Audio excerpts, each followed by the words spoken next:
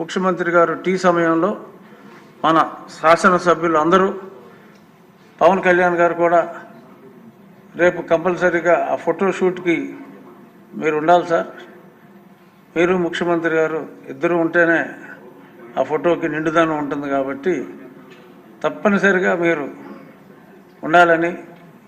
మీరు వాళ్ళు చాలా ఫ్రెష్గా ఉన్నారు, ఆరోగ్యం అంతా నవ్వైనట్టుంది, చాలా ఫ్రెష్గా ఉల్లాసంగా ఉత్సాహంగా ఉన్నారు కాబట్టి ఇదే ఉత్సాహంతో రేపు మీరు కంపల్సరీగా ఫోటోషూట్కి ఉండాలని చెప్పి మనస్ఫూర్తిగా కోరుకుంటున్నా. ఇప్పుడు ఒక సంతాప ప్రతిపాదన ఉంది.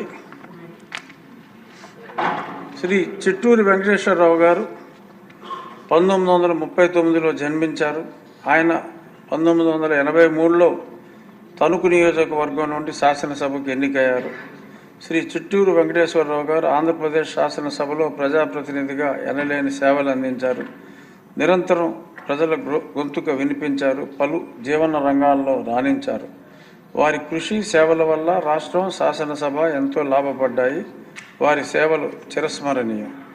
శాసనసభ్యునిగా పదవీకాలం ముగిశాక వెంకటేశ్వరరావు గారు లయన్స్ క్లబ్ సేవా కార్యక్రమాల్లో చురుగ్గా పాల్గొన్నారు. 1968లో తణుకులో తన తండ్రి గారి పేరు మీద శ్రీ చిట్టూరి ఇంద్రయ్య మెమోరియల్ ప్రభుత్వ కళాశాల స్థాపించడంలో అవిశ్రాంత కృషి చేశారు. శ్రీ చిట్టూరి వెంకటేశ్వరరావు గారి మృతి పట్ల ఈ సభ ప్రగాఢ సంతాపం వ్యక్తం చేస్తోంది.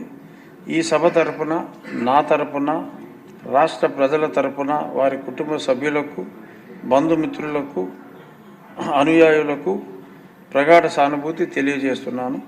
వారి మృతికి గౌరవ సూచనగా 2 నిమిషాలు మౌనం పాటిద్దాం.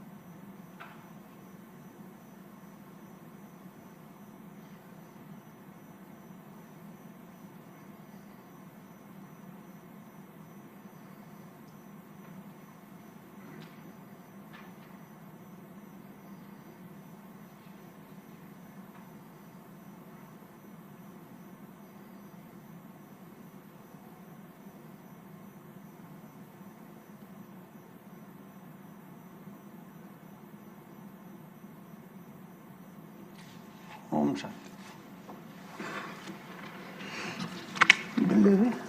ఇప్పుడు ఒక నామన్క్లేచర్ డిఫరెన్స్ ఉన్న ఆయుర్వేదానికి సంబంధించి సత్యకుమార్ గారి బిల్లు ఒకటి ఉంది. అది అయిన వెంటనే మనం టీ బ్రేక్ తీసుకుందాం. Honorable Chair, I move for leave to introduce the Andhra Pradesh Andhra Area Ayurvedic and Homeopathic Medical Practitioners Registration Amendment Bill 2025.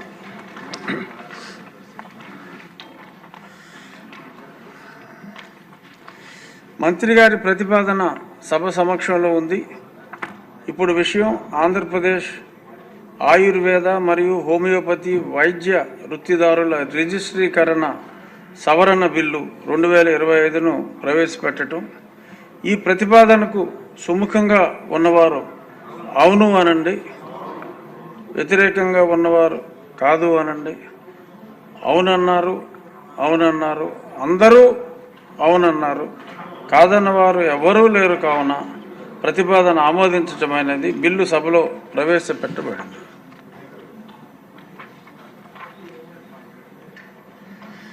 బిల్లుపై చర్చ, ఎందుకంటే నామన్క్లేచర్ చేంజే కాబట్టి పెద్ద చర్చ అవసరం లేదని సభ్యులందరూ కూడా తెలియజేశారు. Only nomenclature చేంజే.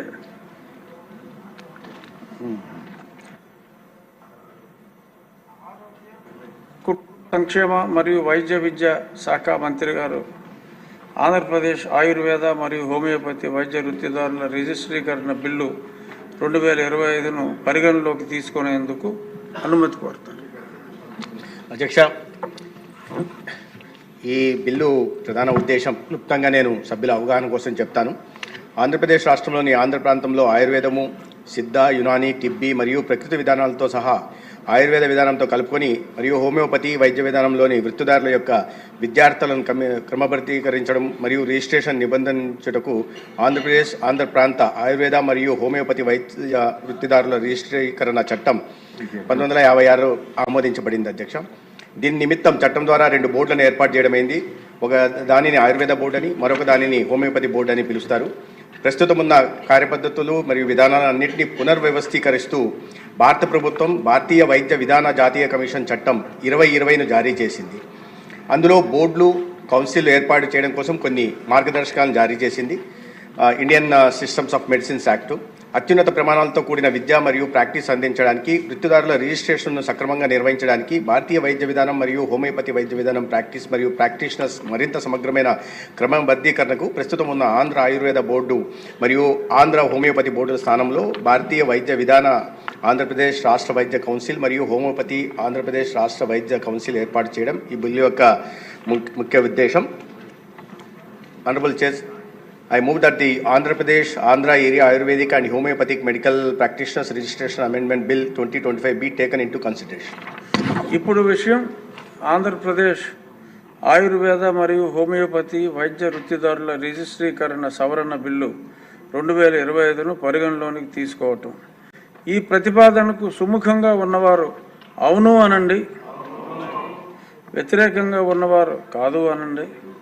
అవునన్నారు, అవునన్నారు, అందరూ ఏకగ్రీవంగా అవునన్నారు. ప్రతిపాదన ఆమోదించటమైనది. బిల్లు పరిగణలోనికి తీసుకోబడింది. ఇప్పుడు మొన్న మా బుచ్చే చౌదరి గారి ప్రోటెం స్పీకర్గా వ్యవహరించిన బుచ్చే చౌదరి గారి జన్మదినం.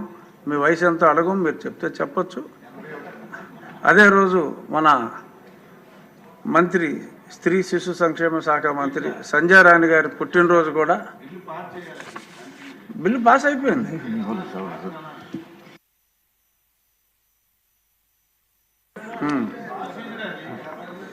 క్లాజులు ఉన్నాయి. ఇప్పుడు క్లాజులపై ఓటింగ్. 2 నుండి 7 క్లాజులు. మొదటి క్లాజు ఎనాక్టింగ్ ఫార్ములా లాంగ్ టైటిల్కు ఎలాంటి సవరణలు లేవు. అవి సభా సమక్షంలో ఉన్నాయి. ఇప్పుడు విషయం 2 నుండి 7 క్లాజులు.